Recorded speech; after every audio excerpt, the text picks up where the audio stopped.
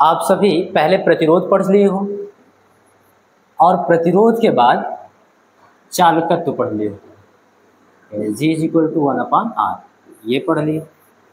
उसके बाद फिर आप विशिष्ट प्रतिरोध भी पढ़ लिए। तो जब विशिष्ट प्रतिरोध पढ़ लिए तो आज हम लोग पढ़ने वाले हैं विशिष्ट चालकत्व, जिसको हम लोग सिग्मा से लिखते हैं। ध्यान देना, पहले आप प्रतिरोध पढ़े तो प्रतिरोध के पढ़ने के बाद चालकत्व पढ़े, ओके। और आप विशिष्ट प्रतिरोध पढ़े तो विशिष्ट प्रतिरोध के बाद हम लोग पढ़ने वाले हैं विशिष्ट चालकत्व। क्या पढ़ेंगे तो बोलेंगे विशिष्ट चालकत्व, और इसी को हम लोग बोल देते हैं चालकता। क्या बोल देते हैं बेटा? चालकता। तो ये बात आपको याद रखनी है, हम लोगों को एक गलती नहीं करनी है जो कई बुक वालों ने कर रखी है। असल में वो चालकत्व को ही चालकता लिख देते हैं।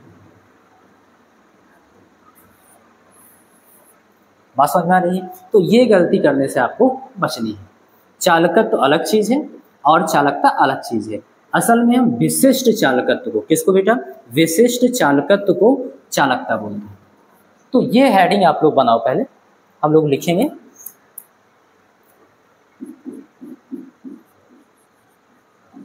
स्पेसिफिक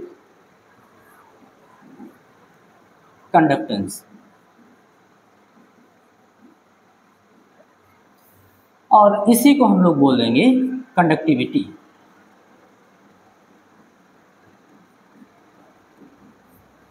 ये आप हेडिंग बनाइए, इसको हम लोग लिख सकते हैं विशिष्ट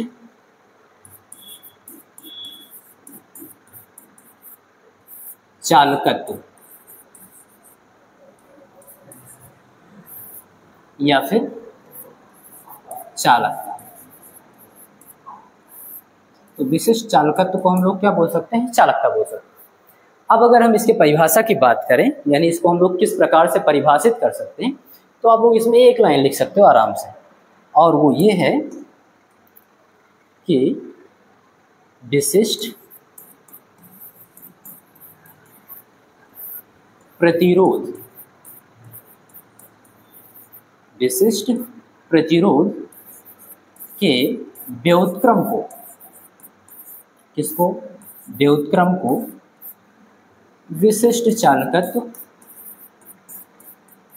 विशिष्ट चालकत्व या चालकता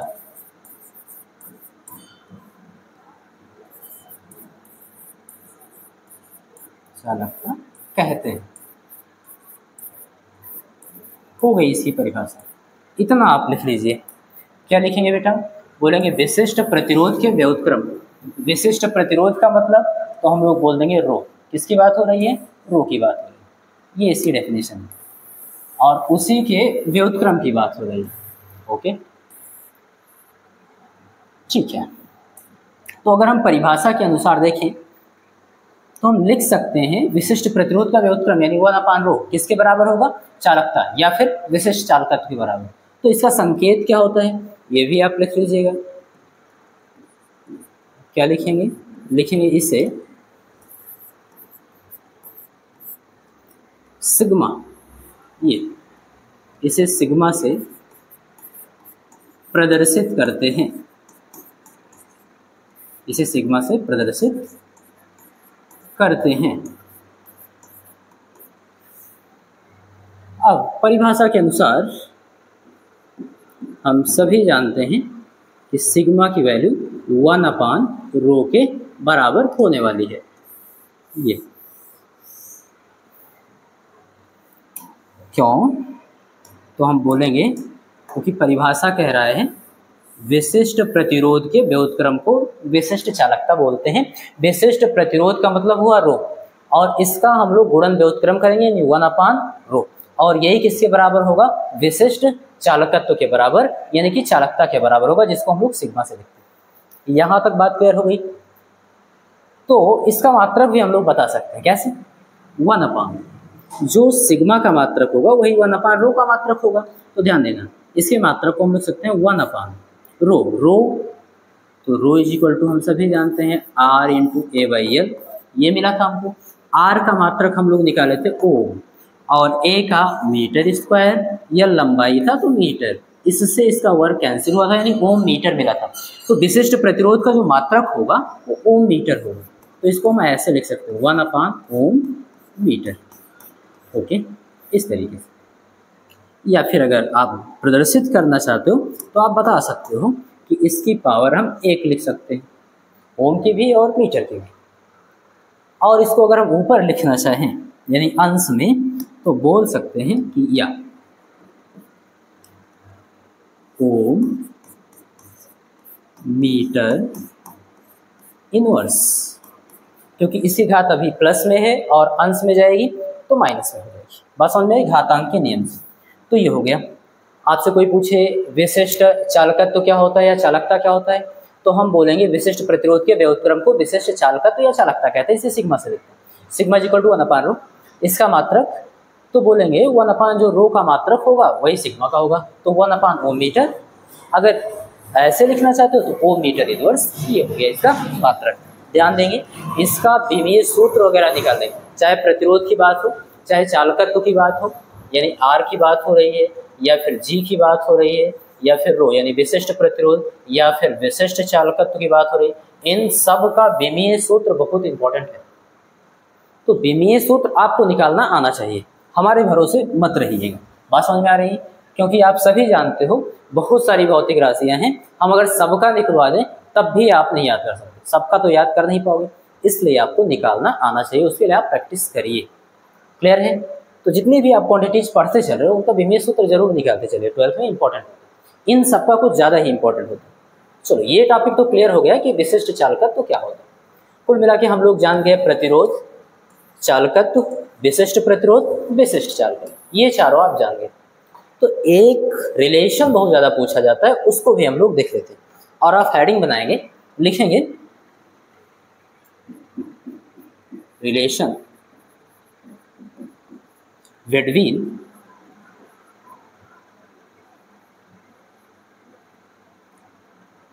सिग्मा एंड जे, और आप इन दोनों से भली भांति परिचित हैं।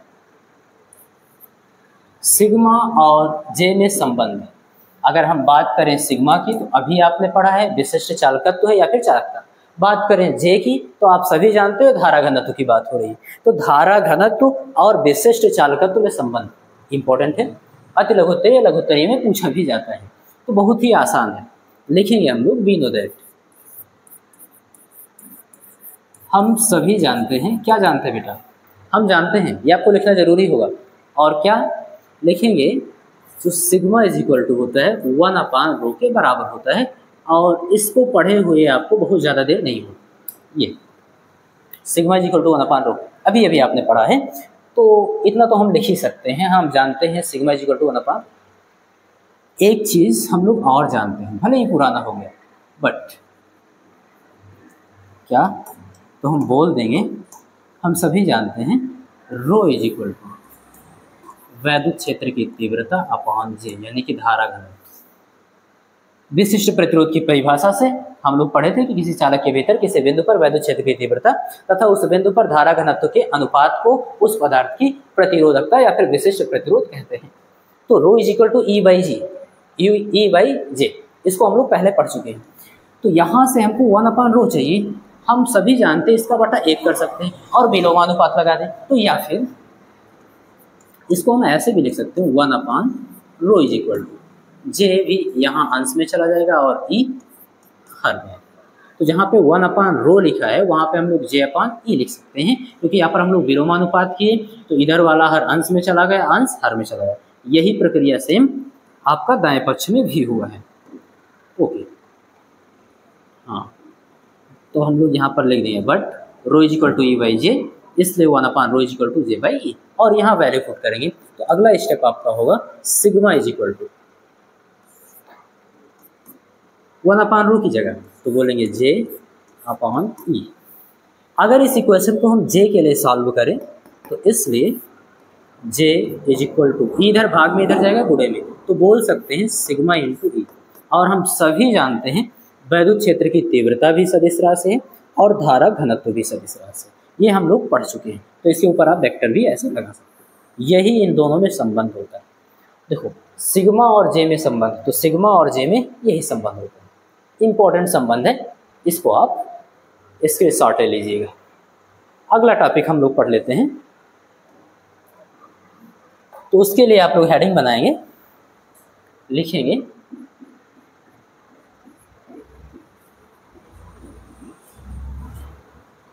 डिपेंडेंस ऑफ रेजिस्टिविटी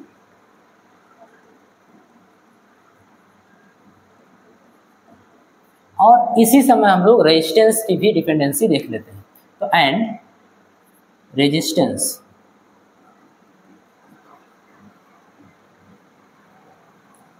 किस पर, तो लिखेंगे ऑन टेम्परेचर, किस पर, ताप पर डिपेंडेंसी लिखेंगे।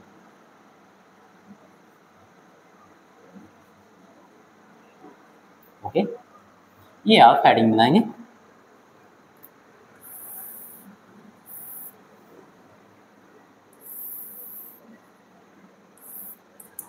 हाँ, अगर आप लिखना चाहो तो इसको लिख सकते हो, क्या, प्रतिरोधकता।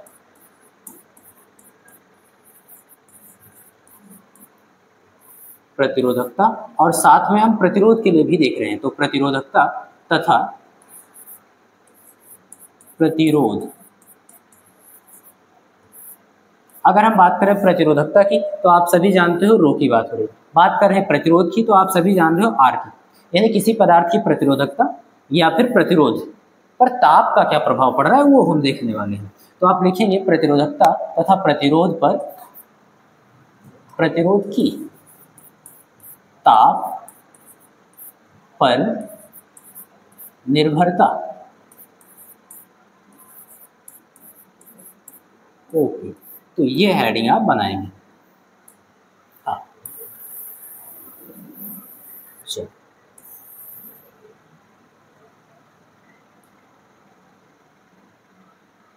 ठीक है। तो आप लोग हेडिंग क्या बनाएंगे, dependence of resistivity and resistance on temperature, यानी प्रतिरोधकता तथा प्रतिरोध की ताप पर निर्भरता। और बहुत ध्यान से हम लोग समझेंगे इसको, क्योंकि इस पे आपको न्यूमेरिकल भी करना है और इसके कॉन्सेप्ट भी समझने हैं कि ताप पर किस प्रकार से प्रतिरोध या प्रतिरोधकता निर्भर करती है। धातुओं के लिए अभी हम लोग देख रहे हैं, आगे हम लोग सबके लिए देखेंगे। हाँ, लिखेंगे सबसे पहली बात, तो प्रयोग में ये देखा गया कि सभी पदार्थों की प्रतिरोधकता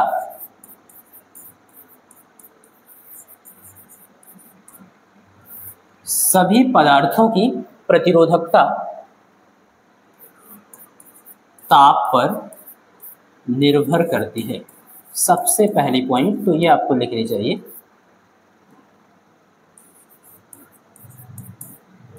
निर्भर करती है। ये बात समझना होगा कि जो सभी पदार्थ हैं उनकी जो प्रतिरोधकता यानी रो की बात हो रही है वो ताप पर निर्भर करती है। किस पर बेटा, ताप पर।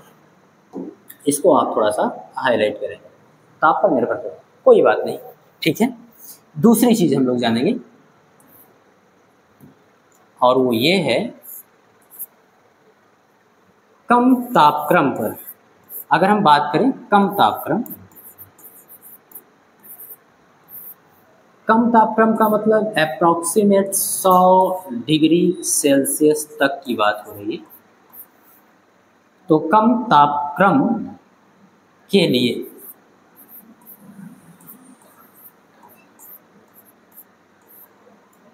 सभी पदार्थों, ध्यान देना बेटा, सभी पदार्थों की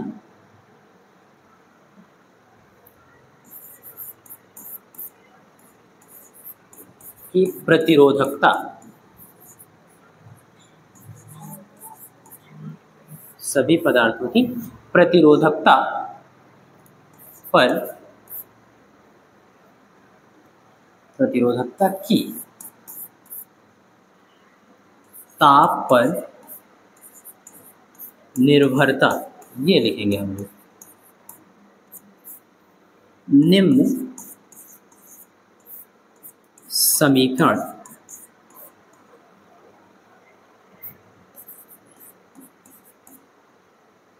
द्वारा दी जाती है। ये एक स्टेटमेंट लिखेंगे हम लोग, किस समीकरण द्वारा दी जाती है उसकी बात कर रहे हैं। कम तापक्रम यानी कि 100 डिग्री सेल्सियस तक के लिए सभी पदार्थों की जो प्रतिरोधकता होती है, प्रतिरोधकता की ताप पर निर्भरता यानी प्रतिरोधकता रो ताप पर किस प्रकार से निर्भर करता है वो निम्न इक्वेशन द्वारा दी जाएगी। और वो इक्वेशन क्या है मैं आपको बता रहा हूँ। सबसे पहले हम लोग स्पेस बनाएंगे थोड़ा सा।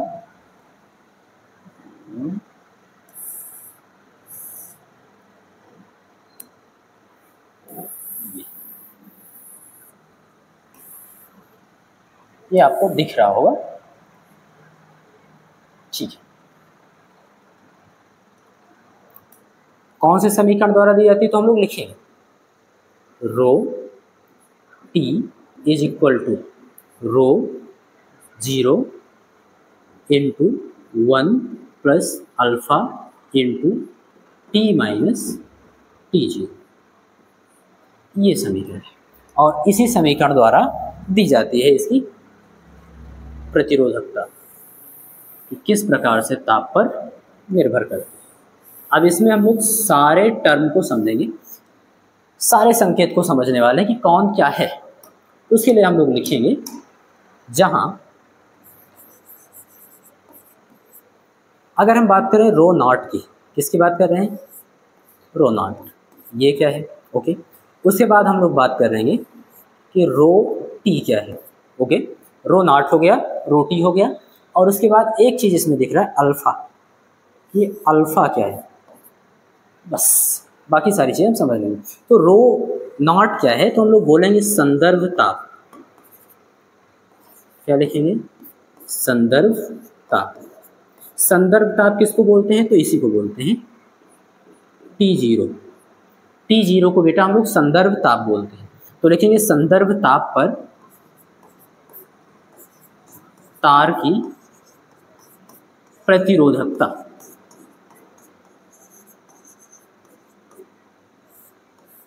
संदर्भ ताप पर तार की प्रतिरोधकता। अच्छा संदर्भ ताप क्या होता है तो जो शुरू में देखा गया कि उसका प्रतिरोध कितना था अप्रॉक्सीमेट, आप देखेंगे सामान्यतः आपको जो संदर्भ ताप होगा 0 डिग्री सेल्सियस या फिर ऐसे 20 डिग्री सेल्सियस इस प्रकार से कुछ मिलेगा। बात समझ में आ रही। अभी के लिए हम लोग आगे डिसाइड करेंगे कि कितना ले रहे हैं। अभी के लिए आप इतना मान के चलिए कि कोई एक टेम्परेचर था T0 जिस पे देखा गया तार की प्रतिरोधकता कितनी है रो 0 या फिर रो नॉट, ठीक है। उसके बाद रो टी क्या है तो देखा गया T ताप पर तार की प्रतिरोधकता ओके। अब उसके बाद मान लो ताप बढ़ाया गया, फिर जो टेम्परेचर हुआ T उस पर देखा गया कि उसका प्रतिरोध कितना होगा रो टी। तो जब ताप में परिवर्तन किए उसके बाद जो प्रतिरोध था वो रो टी है, और जब ताप में परिवर्तन नहीं किए थे, ताप कितना था T0 था, तब उसका प्रतिरोध कितना था रो 0। बात समझ में आई। तो कभी भी जब ताप में परिवर्तन होगा तो उसके बाद जो उसकी प्रतिरोधकता होगी उसको हम लोग रो टी लिखेंगे। और टी क्या बता रहे हैं टी ताप के बाद ओके। अल्फा की बात कर लेते हैं, अल्फा क्या है तो यहाँ पे हम लोग लिखेंगे जो अल्फा है उसको बोलते हैं प्रतिरोधकता, प्रतिरोधकता ताप गुणांक।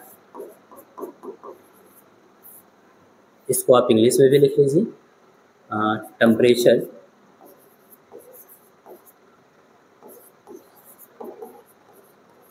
टेम्परेचर कोफिशिएंट,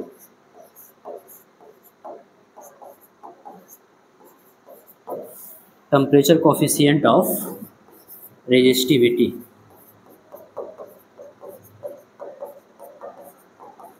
ये आपको समझना, ध्यान रहे जो अल्फा है प्रतिरोधकता ताप गुणांक है और इस पर न्यूमेरिकल भी आते हैं और इस पर बहुविकल्पीय क्वेश्चन भी आते हैं। इसके बारे में हम लोग बढ़िया से अध्ययन करेंगे अभी।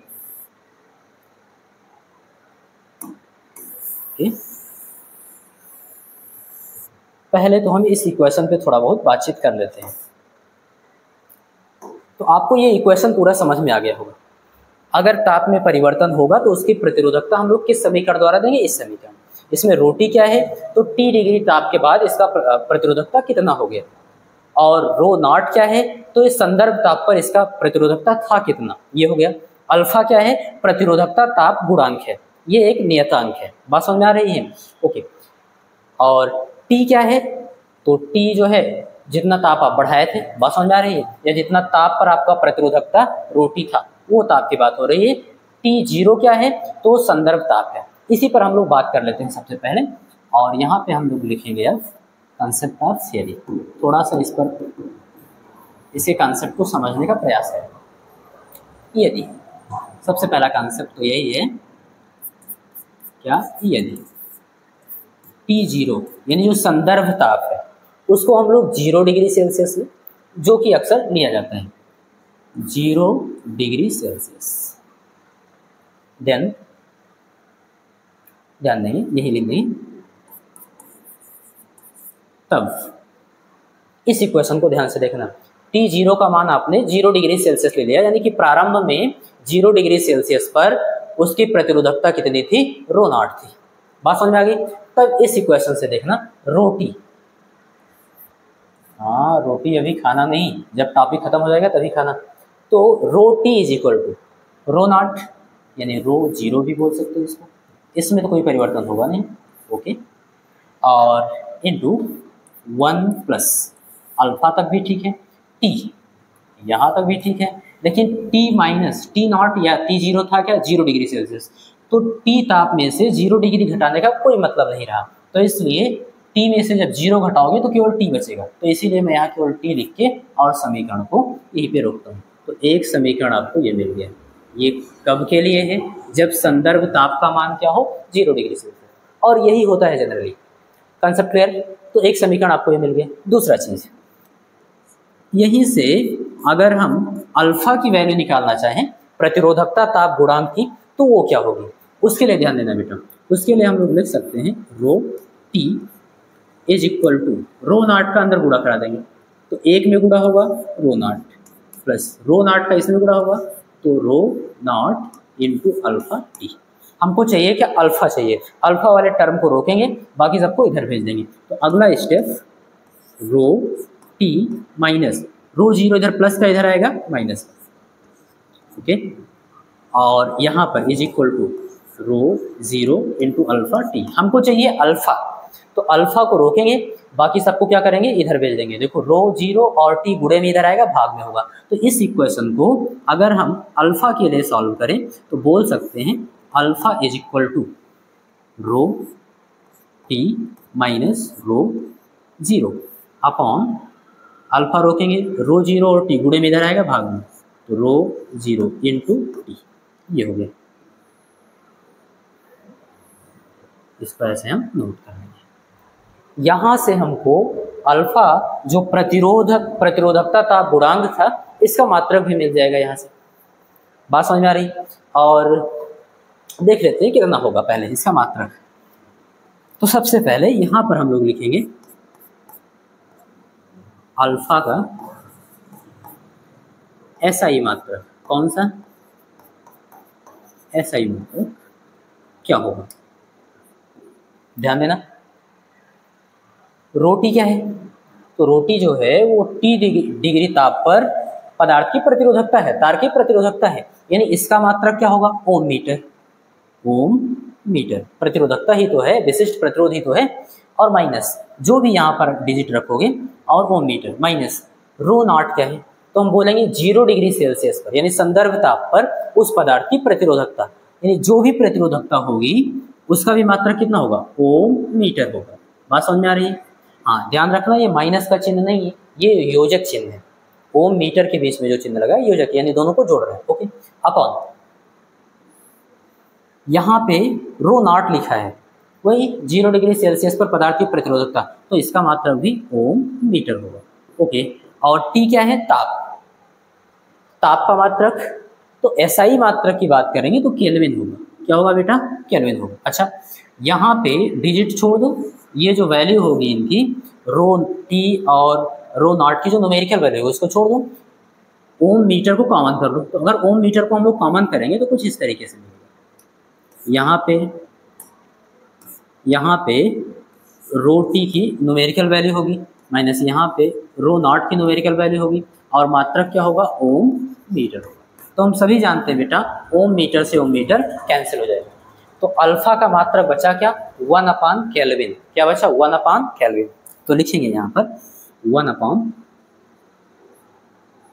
केल्विन, या फिर केल्विन की पावर अभी 1 है प्लस में, और घातांक के नियम से अगर हम इसको अंश में ले जाएंगे तो इससे घात का चिन्ह बदल जाएगा, प्लस है तो माइनस हो जाएगा, यानी या फिर केल्विन इनवर्स, ये होगा।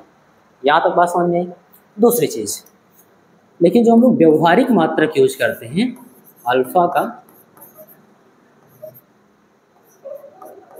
व्यवहारिक मात्रक, वो क्या होने वाला है, तो उसके लिए आप ध्यान देना थोड़ा सा। ये तो ओम मीटर, इसका ओम मीटर कॉमन कर ले, ओम मीटर ठीक है, रो नॉट का भी ओम मीटर ठीक है, लेकिन जो टेम्परेचर है, ताप का हम लोग व्यवहारिक मात्रक डिग्री सेल्सियस यूज करते हैं। केल्विन क्या है, एसआई मात्रक, तो यहाँ पे हम लोग लिख लेंगे डिग्री सेल्सियस, ठीक है। तो ओम मीटर कट जाएगा, बचा क्या, 1 डिग्री सेल्सियस। तो यहाँ पे जो बचेगा इसका व्यवहारिक मात्रक वो होगा 1 डिग्री सेल्सियस, इसी को बोलते हैं प्रति डिग्री सेल्सियस। या फिर हाँ, अभी डिग्री सेल्सियस की पावर 1 है, अंश में ले जाएंगे तो degree celsius to the power -1, यानी डिग्री सेल्सियस इनवर्स, ये इसका मात्रक हो जाएगा। तो आप समझ गए कि अल्फा का एसआई मात्रक क्या है, केल्विन इनवर्स, और व्यवहारिक मात्रक क्या है, डिग्री सेल्सियस इनवर्स। ओके, यहाँ पे थोड़ा सा इसको रीअरेंज करेंगे, ये अब आपको ठीक से दिख रहा होगा।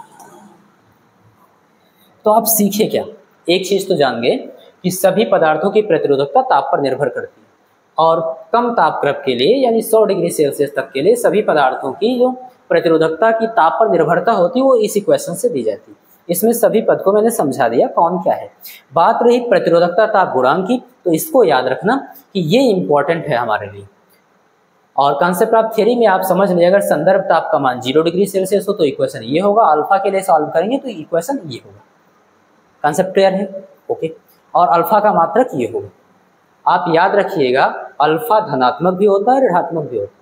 तो जिन पदार्थों का ताप बढ़ाने पर, ध्यान रखना, ताप का मान बढ़ाने पर प्रतिरोधकता बढ़ जाता है उनके लिए अल्फा पॉजिटिव होता है, और जिन पदार्थों का घट जाता है उनके लिए नेगेटिव होता है। ये हम लोग आगे समझेंगे कब धनात्मक होता है, कब ऋणात्मक होता है। यहाँ तक कंसेप्ट क्लियर है। तो अभी तक आपने देखा क्या है, प्रतिरोधकता की निर्भरता देखो, प्रतिरोधकता की ताप पर निर्भरता देखो रो के लिए।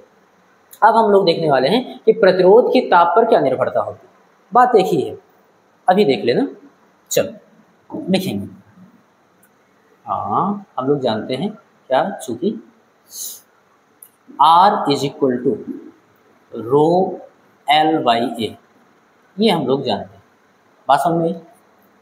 बट एक चीज़ और जानते हैं, प्रयोग में ये देखा गया कि रो की ताप पर निर्भरता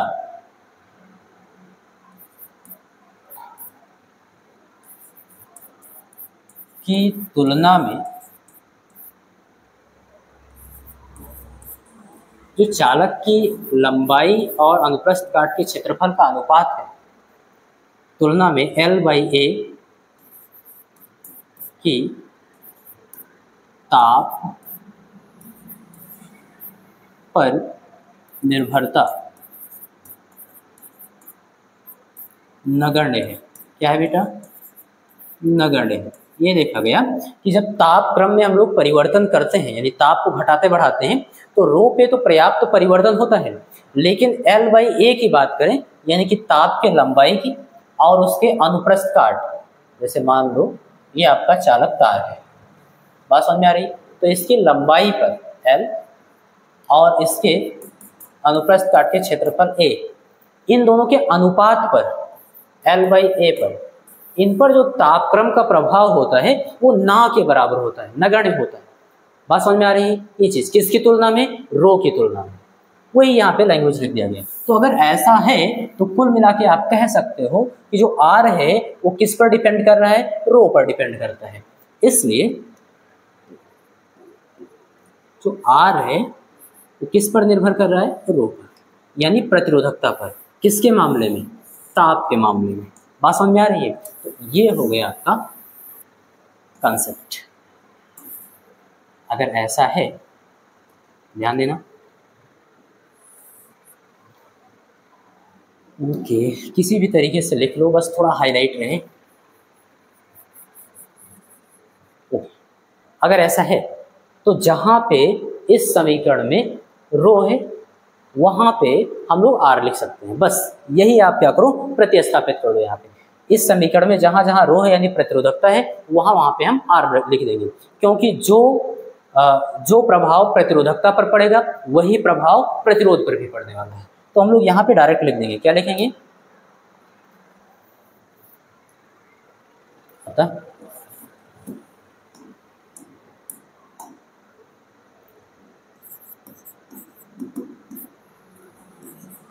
पदार्थों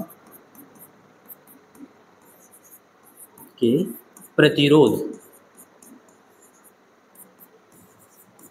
की ताप पर निर्भरता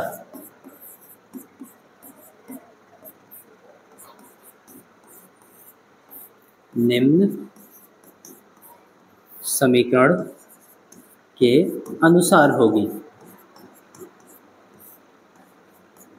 ये लैंग्वेज आप लिखेंगे। बात समझ में आ रही? हाँ, इतना बड़ा टॉपिक देख के आपको घबराना नहीं है कि क्या ये टॉपिक पूरा इतना बड़ा हम लोगों के बोर्ड एग्जाम में आएगा, ऐसा बिल्कुल भी नहीं। इसमें से आपको केवल 2 फार्मूले मैं बताऊंगा अभी, और आपको याद करने होंगे। बात समझ में आ रही? कुछ छोटी छोटी चीज़ें जैसे मात्रक वगैरह इनका याद करना होगा, समझना होगा। हम आपको ये पूरा टॉपिक बढ़िया से समझाने के लिए एक्सप्लेन कर रहे हैं। बात समझ में आई? तो ये नहीं घबराना कि इतना बड़ा टॉपिक हमारे बोर्ड एग्जाम में आएगा, ऐसा कुछ भी नहीं। तो आप अभी लास्ट में आप समझ लेना कि आपको याद रखना है। अतः पदार्थों के प्रतिरोध की ताप पर निर्भरता निम्न समीकरण के अनुसार होगी। किस समीकरण पे? जहाँ पे रोटी लिखा हुआ था वहाँ पे हम कपड़ा लिख देंगे, ऐसा बिल्कुल भी नहीं। जहाँ पे रोटी लिखा था वहाँ पे हम लोग RT लिख देंगे, और इज इक्वल टू जहाँ पे रो 0 लिखा था वहाँ पे हम लोग R0 लिख देंगे। अभी समझा रहा हूँ ये सब है क्या, शायद आप पहले से जानते हैं। और 1 प्लस अल्फा, ये तो वही रहेगा, और इनटू ताप की जगह तो वही रहेगा। ताप में तो कोई परिवर्तन हम लोगों ने किया नहीं। ताप यानी T माइनस T0 संदर्भ ताप, ये इक्वेशन हो गया। ओके, इसको आप थोड़ा ठीक से बना लेंगे।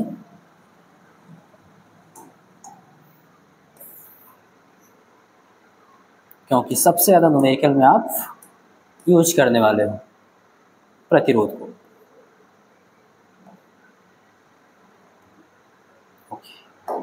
इस समीकरण के द्वारा आप देंगे, ठीक है।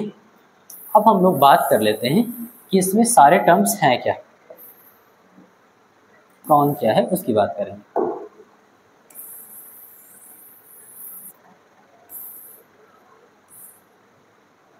चलो देखेंगे, हियर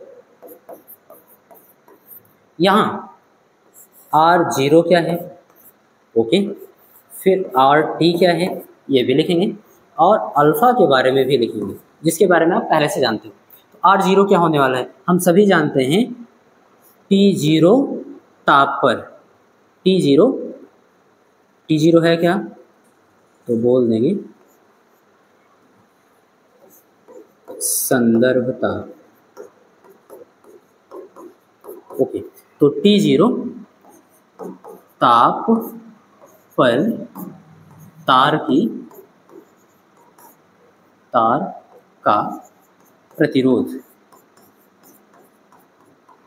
लिखते समय मुझे ऐसा लगा कि शायद ये मेल है, इसलिए का लिखना पड़ा, ठीक है। तो T0 ताप पर तार का प्रतिरोध, ओके। RT क्या है, तो हम लोग बोलेंगे T ताप पर, भैया T0 ताप पर R0, T ताप पर RT, T ताप पर तार का प्रतिरोध। ओके, ये भी समझ में आ गया। उसके बाद अल्फा क्या है, तो इसको चाहे प्रतिरोधकता ताप गुणांक बोलो या फिर प्रतिरोध ताप गुणांक, ये आपका होगा अल्फा, जिसको आप लोग लिख सकते हो टेम्परेचर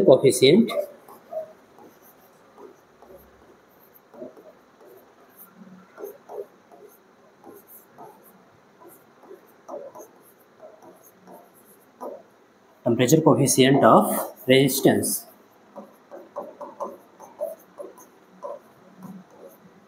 ओके, बात समझ में आ गई, ठीक है। अब इसके लिए हम लोग कॉन्सेप्ट ऑफ थ्योरी देख लेते हैं कि क्या क्या हमको इसमें से याद रखना होगा, और इसको हम लोग बेहतर तरीके से कैसे समझ सकते हैं एक एक चीज़ों को। तो सबसे पहला कॉन्सेप्ट ऑफ थ्योरी हम लोग देखने वाले हैं, और वो ये है कि यदि संदर्भ ताप को हम लोग 0 डिग्री सेल्सियस लें, क्या ले लें, यानी T0 को या T0 दोनों बोल सकते हैं, इसको हम लोग 0 डिग्री सेल्सियस ले लें, ठीक है, ले लिया। संदर्भ ताप को आपने 0 डिग्री सेल्सियस ले लिया, तो यहाँ 0 रखना होगा, T - 0 करोगे T बचेगा, तब इक्वेशन क्या होगा इसके लिए। देन ये इसलिए बताया जा रहा है आपको क्योंकि न्यूमेरिकल आपको इसी टाइप का आएगा, संदर्भ ताप वहाँ पे 0 रहेगा ज़्यादातर, ठीक है। तो RT = तब इक्वेशन क्या होने वाला है बेटा, लिखेंगे तब RT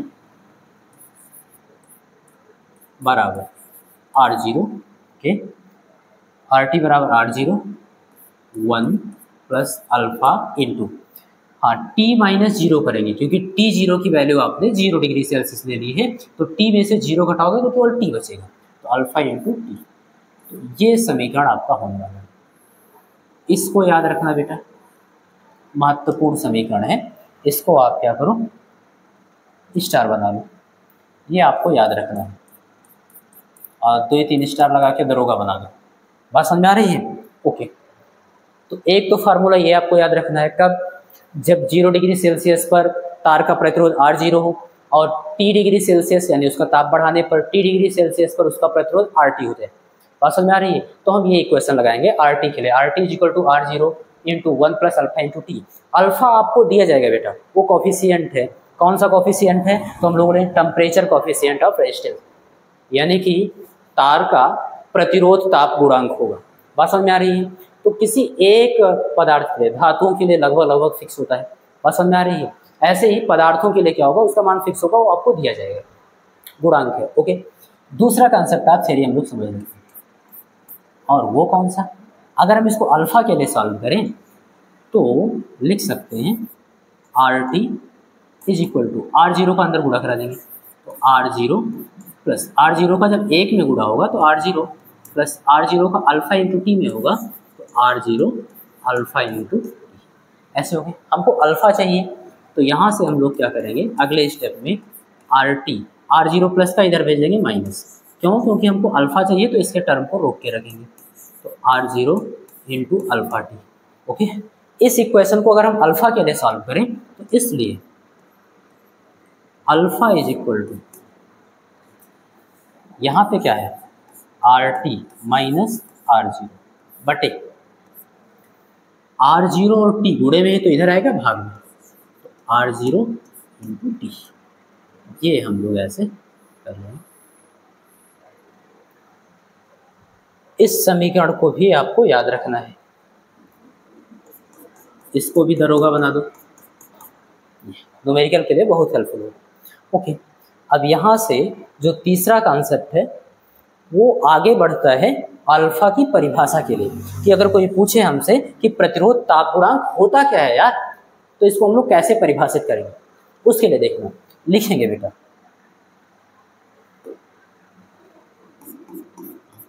लिखेंगे यदि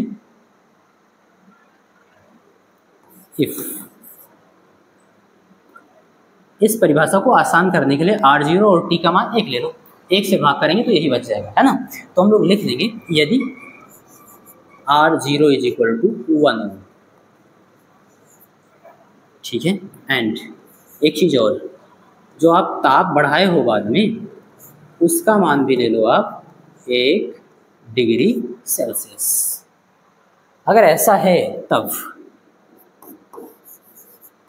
ये सारी वैल्यू इसी क्वेश्चन में पुट करो, तो alpha is equal to RT minus R0, यही बचेगा। अब आप सोच रहे होंगे सर जी आप R0 का मान यहाँ 1 ओम रखना भूल गए।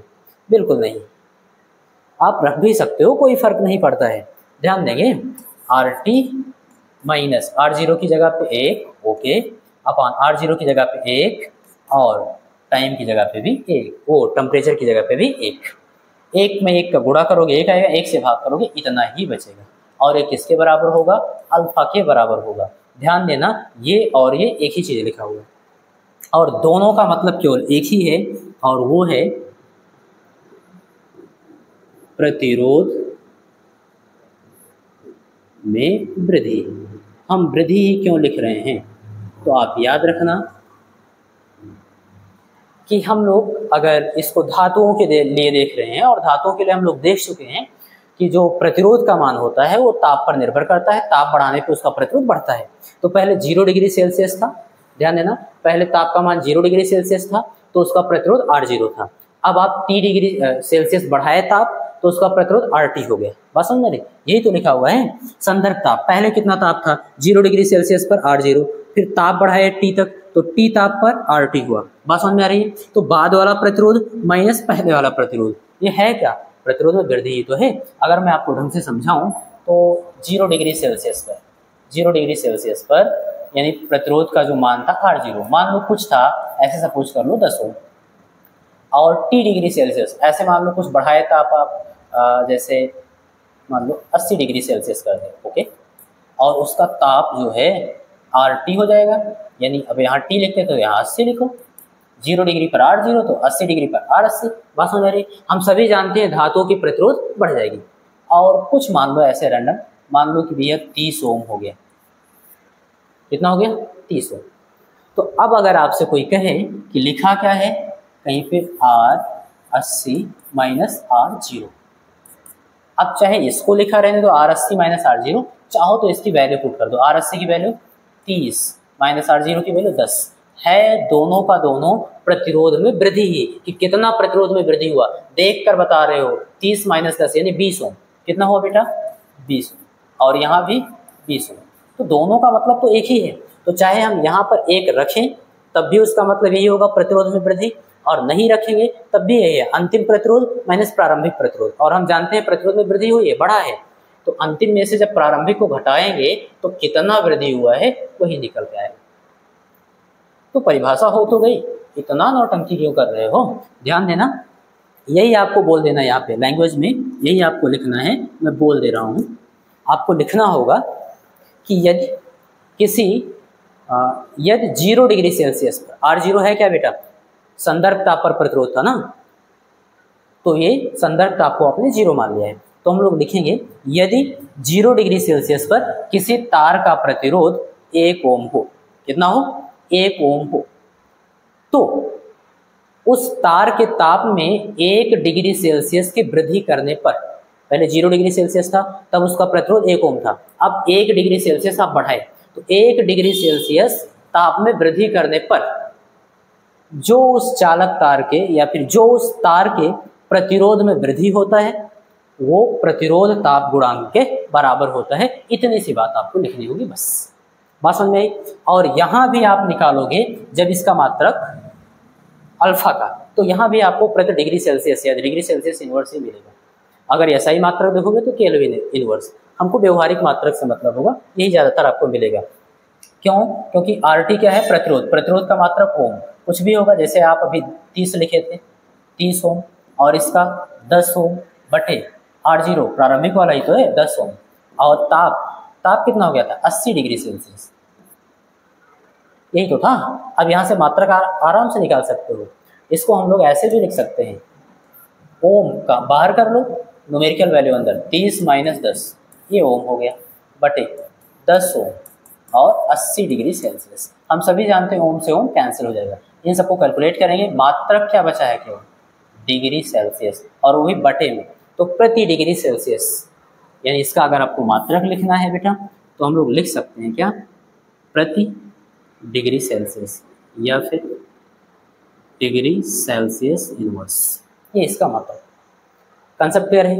एक COT पॉइंट और देख लेते हैं हम लोग, बस केवल एक देखेंगे, और उसके लिए थोड़ा हमको स्पेस की ज़रूरत होगी।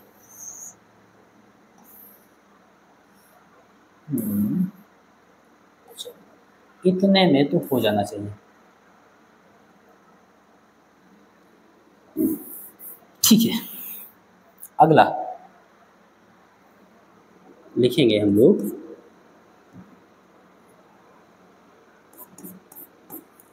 यदि यानी इफ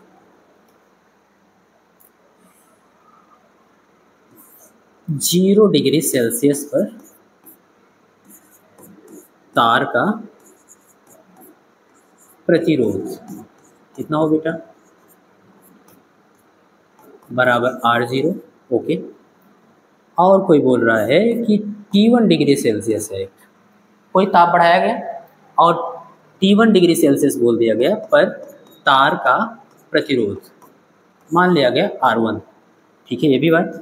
और कोई कह रहा है कि और ताप बढ़ाया गया T2 डिग्री सेल्सियस पर तार का प्रतिरोध R2 हो गया, ठीक है। तो इन सबके लिए रिलेशन क्या होगा, देन तब हम लोग R1 की वैल्यू निकालेंगे, और किस समीकरण से, तो इसी समीकरण से निकालेंगे। ध्यान से देखना, RT क्या था, ताप बढ़ाने के बाद प्रतिरोध, तो ताप बढ़ाने के बाद ताप कितना बढ़ाया T1 डिग्री, कितना हो गया R1, तो RT की जगह हम लोग क्या लिखने वाले हैं, R1 लिखेंगे। R1 बराबर, तब R1 बराबर R0, ये 0 डिग्री सेल्सियस पर प्रतिरोध था, तो 0 डिग्री सेल्सियस पर तार का प्रतिरोध कितना था, R0, उतना ही लिखेंगे। फिर 1 प्लस अल्फा, तो उस पदार्थ के लिए उतना ही रहेगा, फिक्स है, अल्फा इंटू टी क्या है, जितने डिग्री सेल्सियस पर इस तार का प्रतिरोध था, तो T1 डिग्री सेल्सियस पर तार का प्रतिरोध R1 था, तो इसलिए R1 लिखे RT की जगह, तो T की जगह हम लोग लिखेंगे T1। इसको बना लेना इक्वेशन फर्स्ट, ठीक है। उसके बाद R2 की कितनी वैल्यू होगी, तो हम लोग लिखेंगे R2 is equal to R0, भैया 0 डिग्री सेल्सियस पर तार का प्रतिरोध उतना है, 1 प्लस अल्फा इंटू कितने डिग्री सेल्सियस के बाद आप तार का प्रतिरोध देख रहे हो R2, तो T2 डिग्री सेल्सियस के बाद तार का प्रतिरोध R2 देख रहे हैं, तो इसलिए RT की जगह R2 लिखे हो तो T की जगह T2 लिखो, और इसको बना दो इक्वेशन सेकेंड। क्या बना देंगे, इक्वेशन सेकेंड, और थोड़ा सा स्पेस लेकर हम लोग इसको सॉल्व कर लेंगे।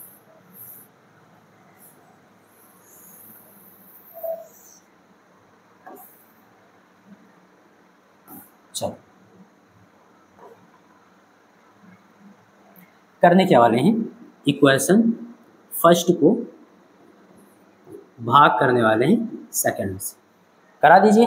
तो LHS को LHS भाग करेगा, RHS को RHS भाग करेगा, तो आपको मिलेगा क्या, R1 बटे R2, क्या मिलने वाला है बेटा, तो बोलेंगे R1 बटे R2 बराबर, RHS को RHS से भाग करोगे तो R0 कट जाएगा, मिलेगा क्या, 1 plus alpha T1 upon 1 plus alpha T2।